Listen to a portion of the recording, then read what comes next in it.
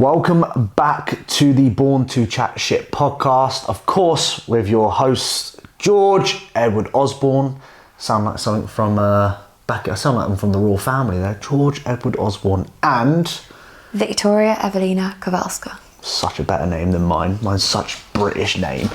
Anyway, welcome back. I really hope you have, as always, enjoyed the podcast, and we appreciate all the support, everyone sharing them on their Instagram, rating it, liking it on YouTube, the comments as well.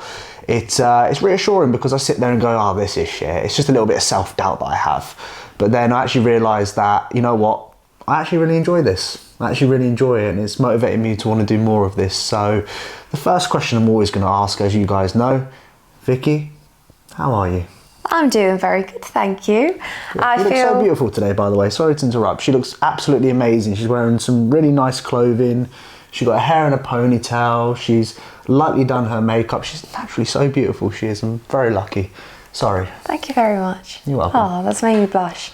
I am feeling really good. We have just come back from an amazing weekend with our team who competed at the UK DFBA. We had Rachel competing in figure, Nora competing in wellness, Zach competing in classic, physique tall, and yeah, the team just smashed it. I always come off such a high on these sort of like weekends. Mm-hmm. I love being a coach. I love helping people. I love seeing people succeed. So having such a successful weekend, not just in terms of placings, but just how it went in general. You know, we had athletes come over to the Airbnb, check in and just have a good time, and seeing everyone like sat in the pump-up room in the corner with the Borne coaching tops and hoodies. I was like, like this is what we've worked so hard for, and it's nice that hard work is rewarding. So I just feel really good. Training's been okay, I guess. Like, it's been all right.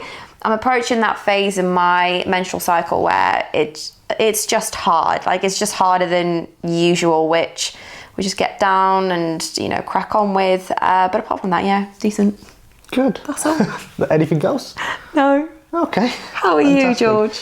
Yeah, good weekend. Had a really good weekend. Like Vicky said, it was just in our elements in terms of coaching. Like, that's one thing that I've always inspired to want to do is be at a show and coaching multiple athletes and seeing them on stage, but also taking them through the process and just allowing me to be that sort of figure that I've inspired to be in my head, you know, the one that tells kind of, this is what I want you to do, you know, running around, making sure everyone's pumped up, you know, making sure that, you know, we're in the audience, and then, oh shit, our next client's on in 15-20 minutes, so running backstage. And yeah, it was a very strenuous day, but also very rewarding. And it's also like, regardless of placings and how clients do, you know, just seeing them actually enjoy the day, because that's one thing that I always want clients to get out of this, is actually fall in love with this process even more, rather than coming off and going, well, thank fuck that was over. I never want to do that again.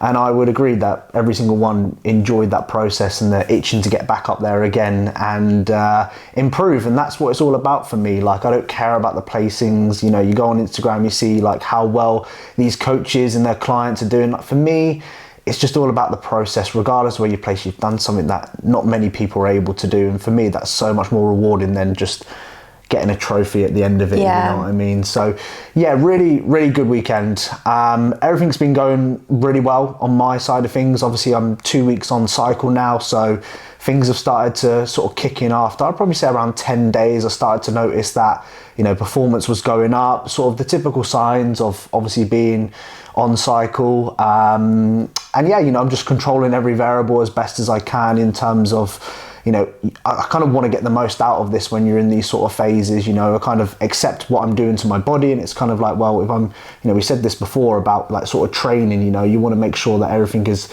as best as it possibly can be. So training's been good, nutrition has been spot on. I probably need another food increase. Well, we both, I think, need a food increase because our scale weight has obviously started to drop a little bit. So adding more food in for Vicky. She didn't even mention this, but she's on 5 meals a day now rather than the 4. And it's starting to look like you need more food now because your scale weight started to drop. She's adding more food in, the scale weight started to drop. She was eating more food. This. Vicky's like the polar opposite when it comes to any like dieting. You think, oh, well, you know, you need to do more and eat less. No. Vicky is do less, eat more, she'll drop weight. Yeah. And then in a surplus, it's kind of like, okay, cool. Well, you need to eat more here, and you know, you need to start doing less.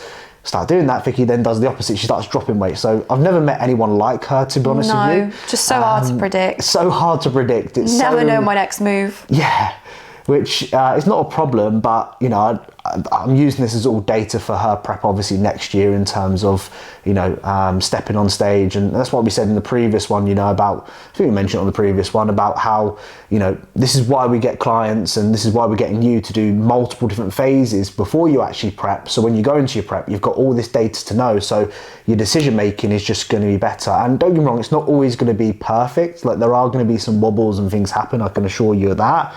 But the more data we have, the more we're going to know, and the better decisions we're going to make in case of anything that does happen. We can work around it. So yeah, exciting time. So we're really in the deep end of the off season right now, giving it our all in terms of training, setting ourselves up for 2026.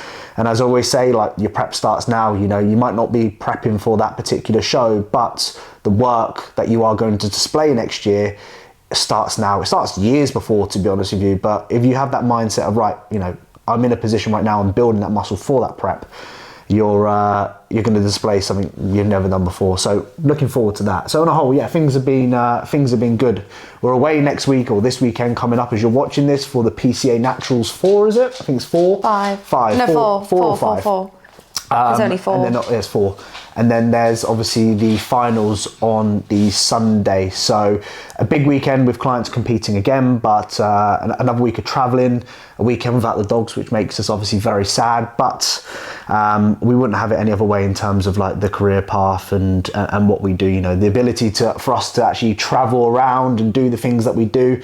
You know, we are very grateful to be able to do that, because like I said, you know, something that we inspired to do when we first started Borne Coaching. So yeah, on a whole, really positive, and looking forward to some big things, and next year's gonna be even busier, which I'm excited for, with clients onboarding for 2026 preps and all that sort of good stuff. So positive vibes. So today's podcast is all about, I forgot the title now. Fuck, I forgot the title. Oh shit. So today's title is how to stop caring about what others think. Did I say that right? Yeah, how to not give a fuck about what others think of you. I feel like this is such a common topic at the moment. Every single time I have a Q&A, I have this question asked repeatedly, like, how do you not care about people's negative comments? Like, how do you not care about, you know, your family and what they think of you with bodybuilding? How do you not care about posting things on YouTube? Blah, blah, blah, blah, blah. Because it's actually quite funny, because I used to be the type of person that cared to an extreme, to the point where I stopped doing anything that I wanted in my life because I was just there to please others and do what I thought other people thought I needed to do.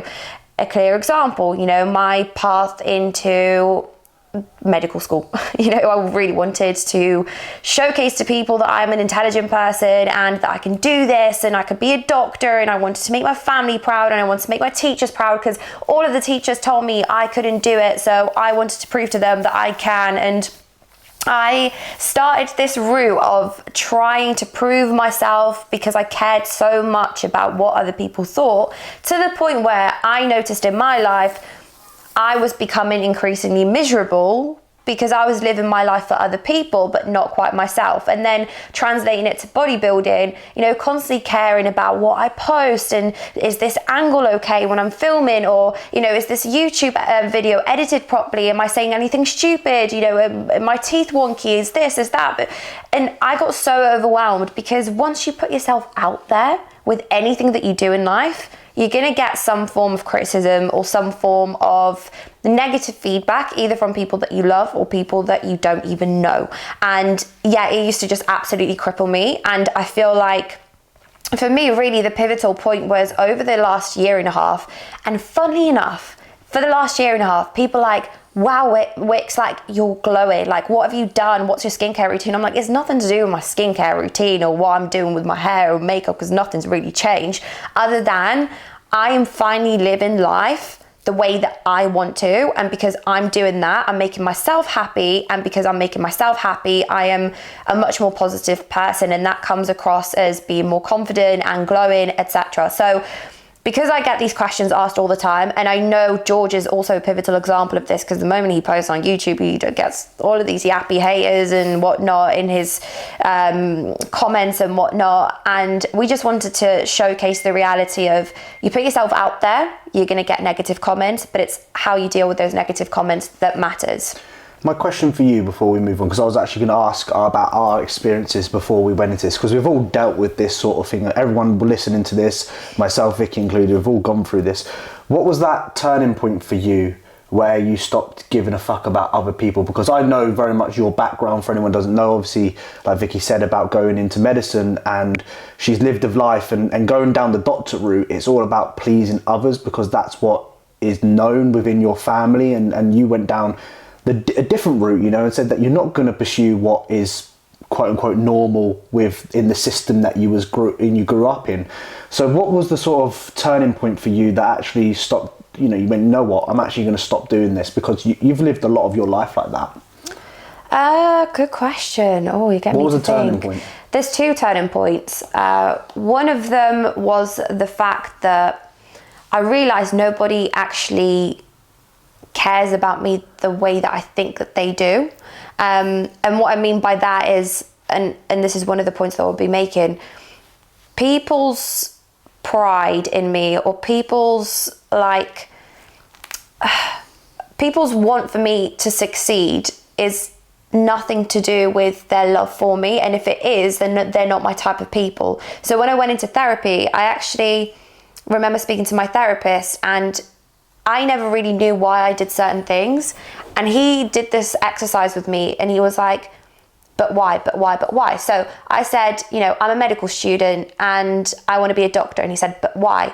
Oh, because I want to help people. Oh, but why? And eventually he asked me why enough times, to the point that I realized my goals in my life were dictated by all external factors rather than a deep, intricate factor of why I wanted to do it. So, you know, because, you know, it would make my dad proud, and my dad, I love him to pieces, but I'm sure that anyone, including my parents, if they listen to this, would agree.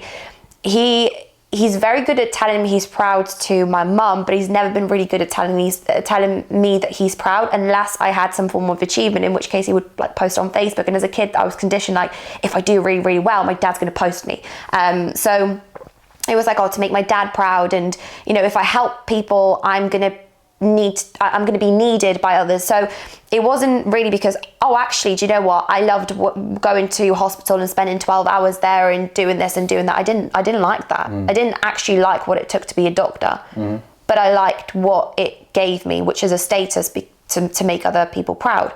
And then the second turning point is I started exposing myself to stimuli which caused me to face criticism, one of them being having an Instagram with not the biggest following, but somewhat of a following, and people that were very engaged. I once had a reel go viral, actually it was at the start of last year, and it wasn't a positive type of viral. It was like a transformation of me when I first started bodybuilding to me when I was like peak bulk, and I was a chunky gal in there, but it was kind of like, it was, the TikTok was along the lines of, you will never be a bodybuilder. And then I said, watch me. And it was me at very heavy body weight. And there's so many people that just went in on me, and they criticized me, and they called me fat, and then they was laughing at me and mocking at me and saying all of these horrible things, you know, threats and whatnot. I had DMs, and I had like IFBB pros mocking me on their stories. And there was a level of, oh, don't get me wrong, that ruined me for a good couple of days. Yeah, but then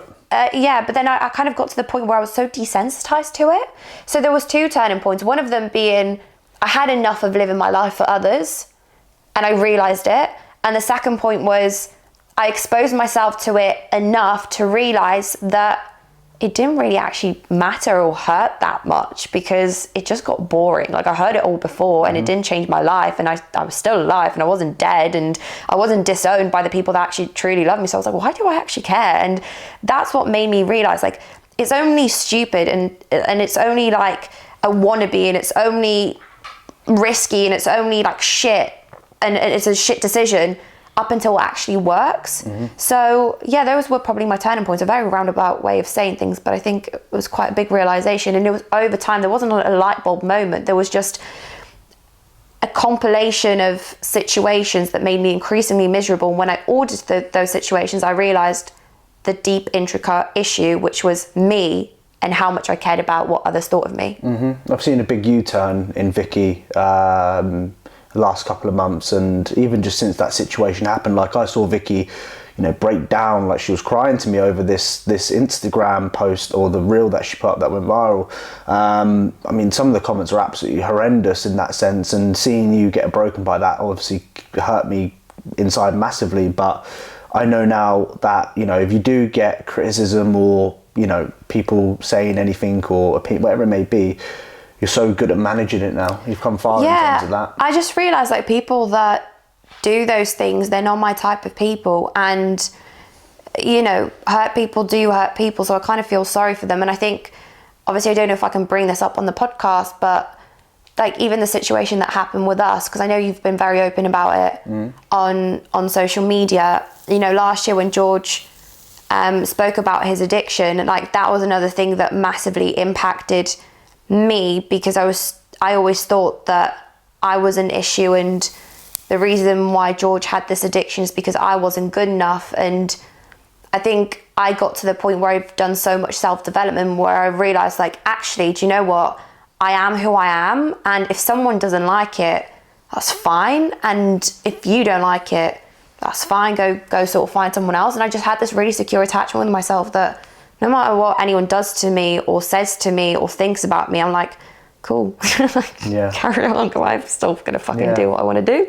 It gives you that sort of invincible type feeling, doesn't it? Like nobody can break you sort of thing. I mean, you always get those triggers where you do think, oh my god, like am I actually, is this the case, is this the truth? But I very quickly snap out of it, and I'm just like, no, it's just an opinion. If someone tells me Biscoff is shit, I'm not going to believe it. So if someone tells me I'm shit, why would I believe that? I agree. Should we get into it? So my first point, we've wrote down a few points. So what we do is we normally come up with an idea, and then we just go on our notes and start writing down bullet points for each one, and we sort of then read them out to each other, and like, actually, that's actually really good. So my first point here is don't listen or take advice from people you don't aspire to look/be like. I think it's very important, even just like relating it to sort of bodybuilding, like, would you take advice from someone who is not in shape? Would you take advice from, it's like kind of like when you go to a PT, right, when you first start out, would you go to the one that is in shape, or would you go to the person that might have a bit more knowledge but is not looking the part? What would you choose if you was? I would obviously go for the one that's in shape. Yeah, I think most people would go for the person in shape, right? Because there's a level of just like, okay, well, this person's walked the walk. He may not be as knowledgeable, but there's proof there that he's been able to do that. And I think a lot of the time, like I have in this situation in the past, like I have taken people's advice that I then take a step back and I think, okay, well, they're giving me this piece of advice, but are they actually doing that themselves? Like, it's so easy to give out advice when you're not doing it yourself. That's one thing that I noticed in a lot of people, including myself. I've given people advice, I'm like, well, I need to fucking improve upon this myself half the time. So that's always one thing to take into consideration. I can't really dive into a bit of a deeper meaning behind that. I'm sure Vicky will be able to.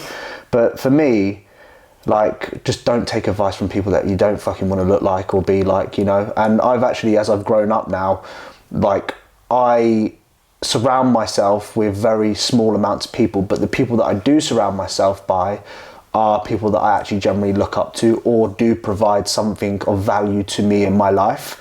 I don't really do very well with small conversations anymore. I'm very much like, I really struggle to be involved. We had a conversation with someone the other day and it was just like, I'm just not in this conversation because it doesn't provide me anything. And I realise now that I need to, in order for me to keep growing, I need to be in that sort of environment. I completely waffled, didn't I? You've gone off topic a little bit. Yeah, so don't take advice from people whose life you wouldn't want to lead. God, I can't get my words out. But also don't take criticism from people Let me try that again. Don't take criticism from people whose life you wouldn't want to lead. That's the whole point. If someone is criticizing you, right? So criticizing the fact that you're meal prepping, criticizing the fact that you're waking up early to go to the gym. Oh, like, you don't need to wake up that early. Don't be compulsive. Or, you know, the fact that you're saying no to eating cake. Oh, you know, you can have a little bit. Don't take advice from them unless they're Mr. Olympia, unless they've achieved your dream body, unless they've done the cuts and the bulks, you know, consistently and actually succeeded. It's pointless. If someone criticizes me and I look at them and their life is so far from what I want, that to me is an indication that I'm doing something right, because it's not aligned with their values and it's not aligned with their perspective of what they think is right. And their perspective of what they think is right has led them to the place that they are currently in, and I don't want to be in that place. So me doing something different that doesn't align with them actually is an indication that I'm doing something right. So what I always say is, like, people who have a sick physique will never ever judge anyone for meal prepping. People who've got a very successful business will never ever judge if you try and start up and start marketing and start failing because you want to start your own business. People that are, for example, YouTubers will never criticize you from putting out your first YouTube. Notice how those people that are criticizing you are not doing anything remotely that you want to achieve. So why take criticism from them? So that is the first point that we had. Vicky's so good at explaining these things. She really is. Thank you. I'm just like the waffler in the background, you know. Just Stop speaking to yourself like shit for the 5th time in the last 2 episodes of this podcast. The next point links very closely with what George just said, and that is, understand that people's criticism or limitations imposed on you is a reflection of their limitations and not yours. A very, very clear example of this is, for example, parents, right? When your parents tell you you can't do something, oh no, but you can't start your own business because it's too risky financially, or, you know, you can't do this bodybuilding thing. It's because they don't understand. It's because they've most likely not done it. I love my parents to pieces. I really, really do. They give some amazing advice. Especially, actually both of them, my mum and my dad, give amazing life advice, that's for sure. But if I told them that I want to become a millionaire, you know, and they're like, oh, Vix, no, that's unachievable, I can't take their word for it, no matter how incredible they are, no matter how much I look up to them, because they're my parents, because they've not been millionaires before. They've not been in that situation. So it's their limitation and not mine. If someone tells you that you can't do something, it's because they've confined themselves into a box of what is possible. So if someone criticizes you, oh, you know, you can't get into university, or, you know, you can't place first at a bodybuilding show, it's because they don't think they can do that themselves. So carry on listening to their limitations, but don't see that as a reflection of yourself. See that as a reflection of them. When, again, we've spoken about this on a previous podcast, when you notice something within someone that you don't like, it's most likely because you display that trait. So when George butts in and it pisses me off, it's because I know I have a trait of butting in with my ADHD brain, and I don't like that about myself, but other people wouldn't notice it. Yeah. Does that make sense? That makes sense. So that is the next point. It kind of ties in with the similar sort of point as what I said down here. I said, your mum and dad were probably wrong. And what I mean by this is, I'll use myself as an example. My mum, growing up, said, don't ever eat sushi, George, because you'll get sick. And I missed out on having sushi for 23 years of my life. Fun fact, before my 2019, my first ever prep, I went out for sushi with AJ Morris, and it was the first ever time that I had sushi properly. And I always had that thought and that opinion in my mum, from my mum, having, so long story short, my mum had sushi back in 1990, okay, when, I don't know when sushi started, whatever, and she got really sick from it. And she's always said, don't eat raw fish because you'll get sick. So when I went out with AJ, it was my final meal before I started prep. I had 2 sushi rolls because I was scared that I was going to get sick the next following day and it was going to ruin my beginning of the prep, because I wanted to make sure, you know, I'm prepping for the first time, I wanted to make sure everything was absolutely spot on going into it. And obviously I wasn't ill, was I? Of course I wasn't. And I missed out on enjoying the meal out before going into a long prep. So what I'm trying to say here is that I missed out on sushi for God knows how many years, and sushi is one of my favourite meals ever. Like, I absolutely love sushi to the bone. And I wish I had sushi when I was a lot younger. So what I'm trying to say from certain, I'm just using that as an example. Like, I love my parents as well to pieces, but they haven't lived life like I want to, and they are very opinionated only on the certain things that they've experienced in life, and they assume that that is the right way. I'm sure many people can relate to that as well based upon your parents' experiences and things like that. But when you are brought up in that sort of environment and you hear that all the time, you then start believing it. Until then, for example, I started having sushi. I was like, what the fuck have I missed out for? God knows how many years now of this amazing food. So what I'm trying to get at here, Vicky butting for me and finish the fucking thing. No, because I'm lost. So it don't make sense. Well, it's just because the topic is how to not let other criticisms affect you.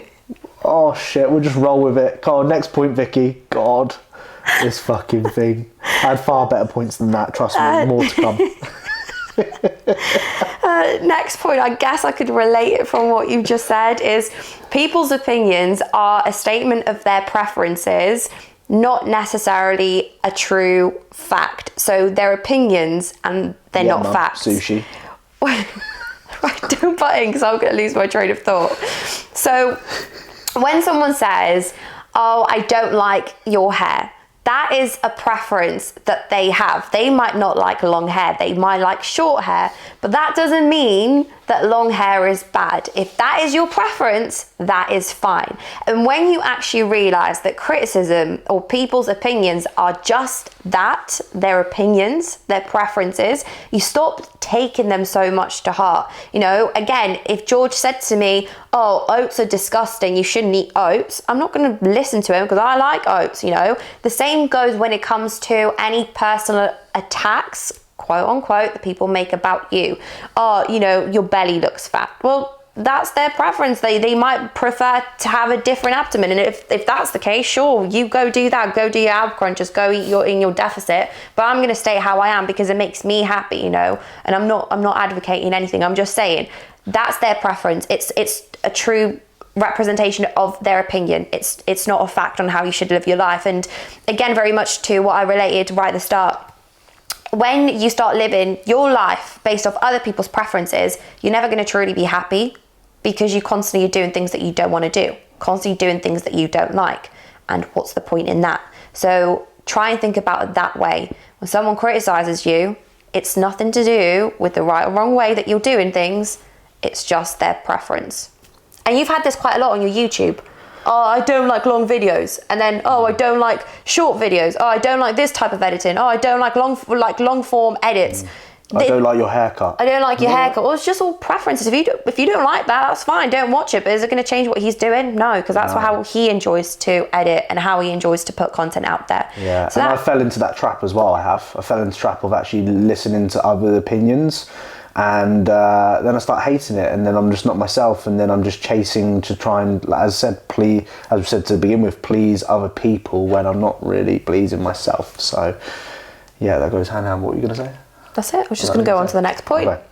My next one is, it isn't that deep, just deep it for a second. Like, take a step back. Someone said something about you or whatever, blah, blah, blah, blah. Take a step back and actually deep it.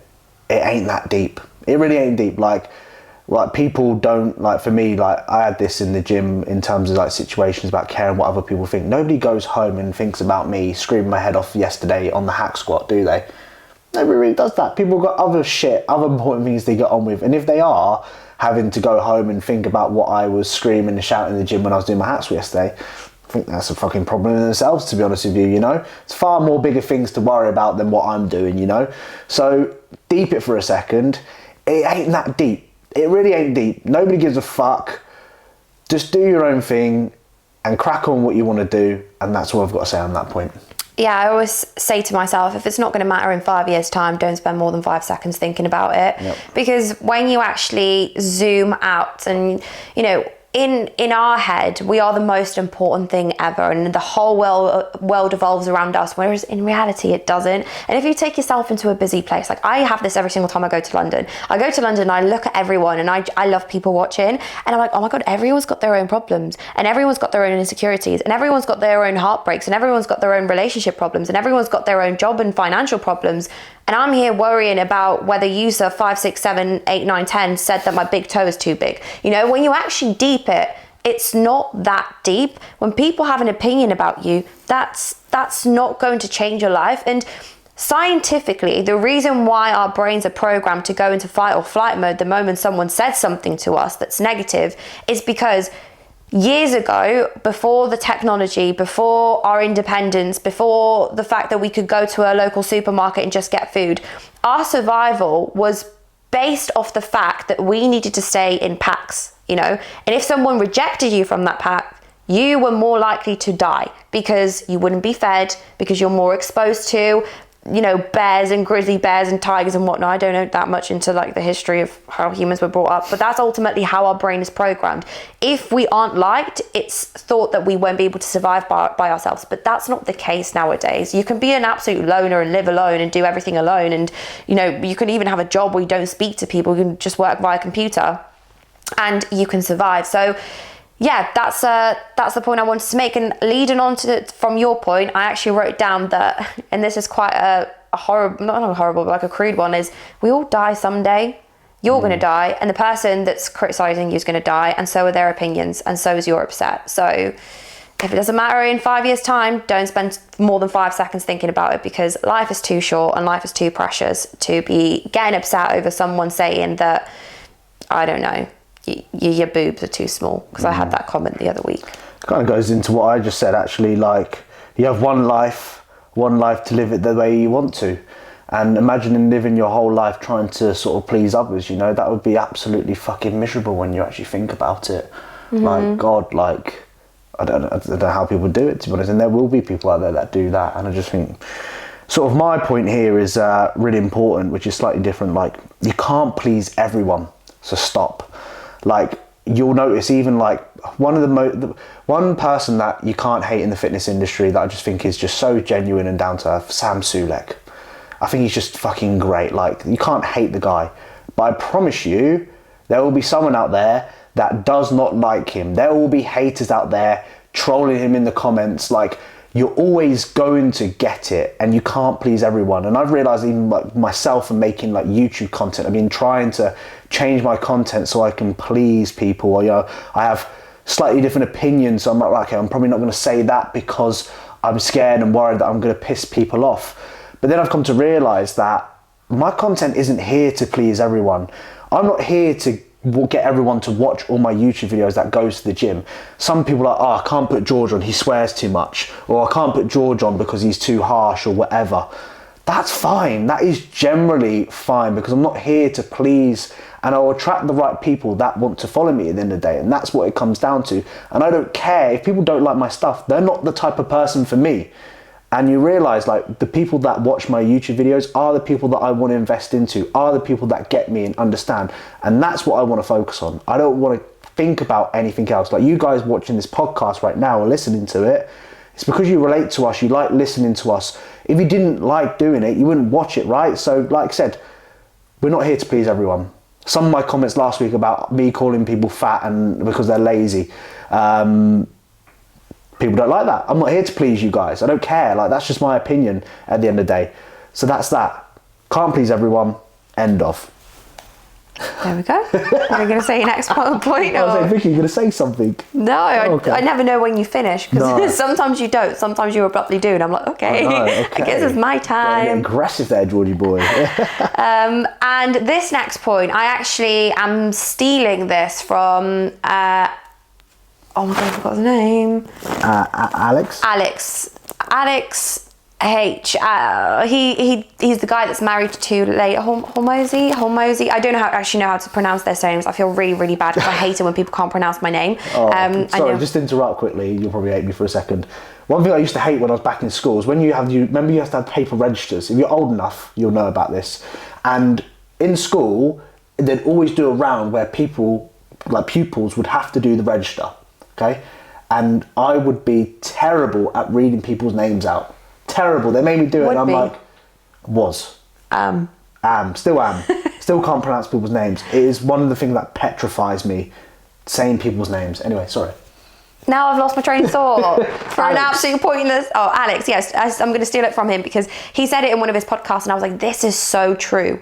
Right, if you are doing something within your life and you want to be extraordinary, you are going to be extra to the ordinary. So they're going to have an opinion about it, because what you are doing is not confining with the norms. They're going to say you're going to fail. They're going to say what you're doing is wrong. They're going to say you are embarrassing yourself. But they only say that until it actually works. And suddenly you look at this person and wow, how have they achieved this? And I knew that person one day. So when you actually deepen, think of it from that perspective, when you're trying to do something because you're trying to better yourself in fitness, financially, in business, in your career, in your personal relationships, and people are looking at that and they're having a comment on it, is because they've got a very ordinary mindset. They've got a very average person mindset. If you're still trying and you're failing and you're picking yourself up and over again, even though you look stupid to the average person, eventually when you succeed, they will look at that and think, wow, I once knew them. I remember when they were, shut up, you know, yeah, sure. Shut up. You need to do extraordinary things. And when you do that, you're going to be faced with criticism.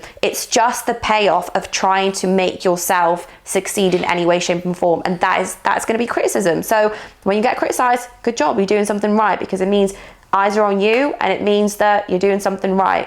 I've got no more. I've got more. The next one is reframe negative feedback or criticism. So we've spoken about a lot of people being average and ordinary and negative and haters, right? If someone who you're looking at gives you criticism and negative feedback and they actually are living the life that you want to lead, instead of seeing that as I'm gonna fail, I'm not good enough because, you know, who do I look up to? Layla Hormozy said I'm not going to, or Grace Beverly said I'm not going to succeed. Instead of seeing that as a criticism, see it as feedback. See it as something of like, okay, well, they're telling me what I'm doing here isn't working, let me just try something else. Or, you know, seeing that obstacle as something that you need to get over in order to actually be successful. So again, criticism can either come from people who aren't going to add to your success or people that are going to add to your success. You just need to sift those people out very, very carefully, and then have the approach of rejecting the criticism from the people that don't matter and accepting the criticism from people who do. So that is my next point. And then the last one is, and this was one of my main turning points, clarify your values and your long-term goals. What is it that you want? Who is it that you want to be? How do you want to dress? What car do you want to drive? What relationship do you want to be in? How do you want your circle to look? What type of friends do you want to have? You know, what lifts you want in the gym? Be so certain about that and the reason of why you are doing it. Is it to benefit you or is it to benefit others? If it's there to benefit you and you're clear on that vision, then it doesn't fucking matter what anyone says. It doesn't. And since I've started getting clear on my vision and what I want and literally shutting everyone off, family, friends, George, the dogs, and their opinions of what's right and wrong in my life, I've become so much happy. Because when someone tells me, oh, do you know what, it's pointless because, you know, your online coaching business might not succeed in 10 years time, I don't care. I don't care, because it's what I want to do. And if it doesn't succeed, that's fine, because I take responsibility for myself, my successes and my mistakes. And I know I've got me regardless, because I've built this mindset of there's nothing that can crush me. So when you're so set on this vision and it's important enough to you, these little tiny minions yapping in your ear, these little flies that are buzzing around with all of these negative opinions, they're not going to matter, because your vision needs to outweigh any criticism that just does not matter. And confidence comes from action, not waiting for approval. Absolutely. That's how we do it. Got anything to add? That's pretty much it. You're looking at me like you don't know what to say, and I'm looking at you like I don't know what to say. I guess we're going to finish the podcast there. Yeah. Guys, hope you enjoyed that one. I hope it gave you a different perspective on sort of how you can approach if you are someone that struggles with this. What I want to know in the comments, what are you going to implement from today's podcast? How are you going to implement that into your life to stop caring about what others think and live the life that you want to lead and fulfill those goals and those dreams and those aspirations that you've always wanted to do? So, as always, guys, if you are watching on YouTube, please make sure you drop a like and subscribe, turn on the notification bell. And if you're on Spotify, Apple playlist, a rating would greatly appreciate us if you have enjoyed today's podcast as well. And of course, anything you got, what? I was just doing the You're just ding. doing ding, yeah, ding. And if there's anything you guys want to see or us talk about more, then of course, please do message us on Instagram. It will all be in the links in the description as well. And of course, keep working. What can we say at the end of, because we want to put like a motivational like quote at the end of each podcast that we can say. If this doesn't summarise our podcast of like, We'll go with our tattoo actually. If not me, who? If not now, when? Get that stamped on you, bruv. We'll see you guys in the next one.